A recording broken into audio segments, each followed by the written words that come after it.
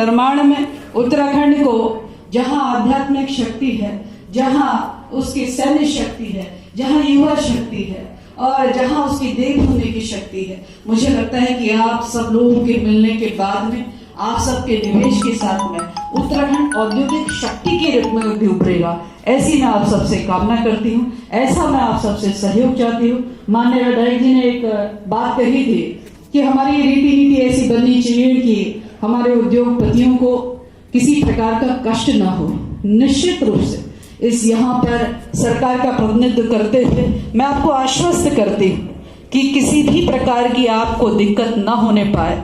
मैं और सरकार इसको सुनिश्चित करेंगे। एक पानी की समस्या को यहाँ पर कहा गया है, पानी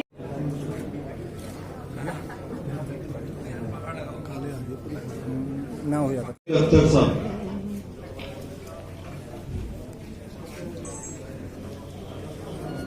सर लोकल है madam, local Kotdwar Jwarikhal block, Jarikhal block.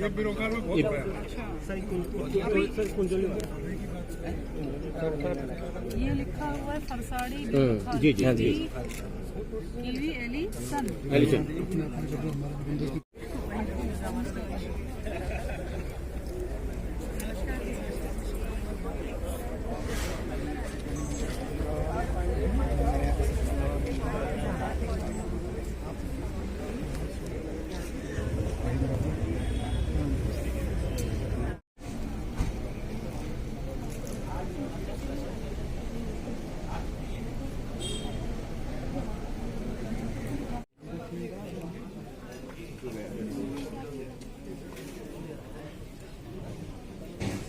एक तो कितना मतलब उद्योगपतियों द्वारा पौड़ी के प्रति वो क्या क्या है रुझान? राज्य सरकार सतत प्रयास में है कि हमारा उत्तराखंड राज्य 2025 जब अपना 25वें वर्ष की ओर अग्रसर हो और उसको सेलिब्रेट करता है, तब तक हमारे राज्य में उद्योगों का स्थापन हो और हमारा राज्य औद्योगिक दृष्टिकोण से भी अग्रणी राज्य में गिना जाए। उसके लिए सरकार ने गंभीर प्रयास प्रारंभ कर दिए हैं। आगामी माह में इन्वेस्टर समिट स्टेट स्तर पर होना है, जिसकी तैयारियों के क्रम में आज जनपद पौड़ी और अन्य जनपदों में भी जो है मिनी इन्वेस्टर समिट हो रहे हैं। और आज मुझे पौड़ी आने का सौभाग्य प्राप्त हुआ और यहाँ इन्वेस्टर समिट में प्रतिभाग किया। और यहाँ पर जिस प्रकार से इन्वेस्टरों के अनुभव थे, जो पहले से काम कर रहे थे और जो नए इन्वेस्टर जो आज जुड़े हैं, लगभग 14 से 30 करोड़ की धनराशि के साथ में एमओयू हुआ है। एमओयू केवल कागजों पे ही नहीं है, मैंने वहाँ पर जैसा बताया कि उनकी ग्राउंडिंग हो चुकी है, तो वो ग्राउंडिंग लेवल पर उसका काम प्रारंभ हो चुका है। मैं मानती हूँ कि पौड़ी जनपद में चाहे हॉस्पिटैलिटी सेक्टर हो, चाहे एग्रो सेक्टर हो, यहाँ पर अपार संभावनाएं हैं।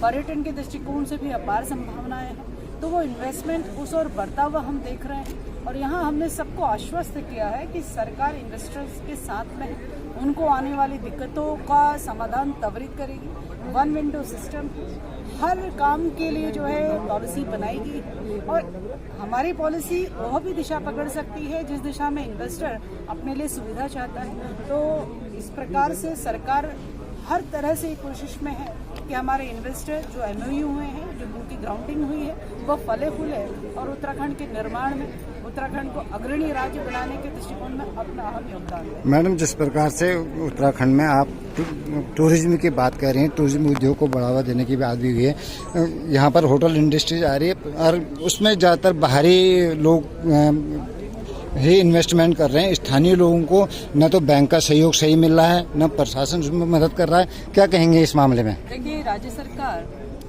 चाहती है कि उत्तराखंड चाहे वो पर्यटन के दृष्टिकोण से हो, चाहे फार्मास्यूटिकल के दृष्टिकोण से हो, चाहे एजुकेशन के दृष्टिकोण से हो, चाहे वो सर्विस सेक्टर के दृष्टिकोण से हो, चाहे वो हमारा उत्तराखंडी भाई हो, चाहे वो हमारा देश का हमारा कोई भी भारत का नागरिक हो, सबको उत्तराखंड सरकार आमंत्रित कर रही है और ये कोशिश कर रही है कि सबकी ओर से जो जो इन्वेस्ट करना चाहे और अपने व्यापार को फलना फूलना जो है वो सुनिश्चित करें। इसके लिए सरकार दोनों के लिए खड़ी है।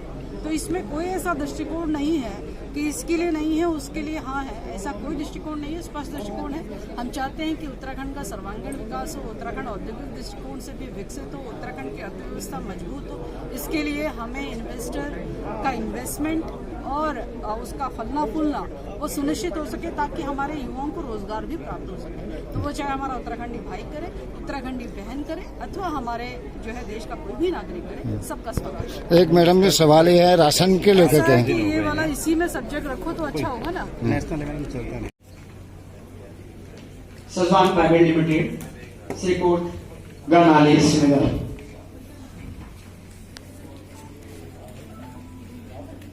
सन रिवर रिजॉर्ट प्राइवेट लिमिटेड बेस दोस्तानी सीला, कृष्णा एजुकेशन ट्रस्ट,